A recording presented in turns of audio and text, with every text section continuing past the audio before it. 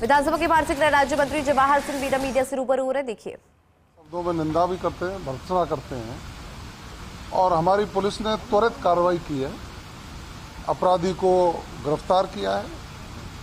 उससे पूछताछ करने के बाद पूरी घटना को गिरफ्तार करके मैं आपको इतना कह सकता हूं कि दोषी को किसी भी कीमत पर बख्शा नहीं जाएगा। कठोर से कठोर कार्रवाई हमारी सरकार उसके खिलाफ करेगी। गहलोत साहब कह रहे हैं कि प्रदेश में कानून व्यवस्था कर रहा है, ये सरकार का ध्यान नहीं, सरकार अवोड आईपार इसमें लगी हुई है। देखिए, माननीय गहलोत साहब का बयान मैंने आज अखबार में पढ़ा है। दो विषय हैं, एक तरफ कोई घटना घटे और उसके विरोध में कार्रवाई शुरू हो, हमने त्वरित कार्रवाई की है। लेकिन गहलोत साहब ये भूल गए हैं कि उनके राज में जब घटनाएं होती थी तो अपराधी खुलेआम घूमते थे, ऐलानिया धमकी देते थे अपराधी। हमने पुलिस को इतना दुरुस्त किया है कि अपराध की सूचना मिलते ही, अपराध घटते ही उसके खिलाफ कड़ी से कड़ी कार्रवाई त्वरित कानून सम्मत जो होती है वो की जाती है। और सांगानेर वाली घटना में भी उस सिपाही को तुरंत गिरफ्तार किया गया है। गिरफ्तार करने के बाद जो भी कानून में कार्रवाई बन रही है वो कर रहे हैं और मैं ये कह सकता हूं हम कठोर कार्रवाई करेंगे। लेकिन गहलोत जी, अपने राज को भी याद करिए और आप सकारात्मकता रखिए ना। आप कहिए ना कि हाँ, राजस्थान की उन अधिकारियों को धन्यवाद देना चाहिए जिन्होंने तुरंत उसको गिरफ्तार किया है। और हम कह सकते हैं कि घटना कोई घटती है तो उस पर त्वरित कार्रवाई मायने रखती है कि हम त्वरित कार्रवाई करें, अपराधी को निरुद्ध करें, बंद करें, गिरफ्तार करें और पीड़ित को न्याय दिलाना सुनिश्चित करें। ये हमारा ध्येय है। लेकिन आईफा पे बयान देना, दूसरे जो कार्यक्रम होते हैं उन पर बयान देना, मैं समझता हूं कि उनका बहुत बड़ा लंबा राजनीतिक जीवन है। ये कार्यक्रम और इनोवेशन नहीं होंगे तो राजस्थान के विकास को गति कैसे मिलेगी। आज पहली बार आईफा राजस्थान में हुआ है। ये सौभाग्य राजस्थान को मिला है।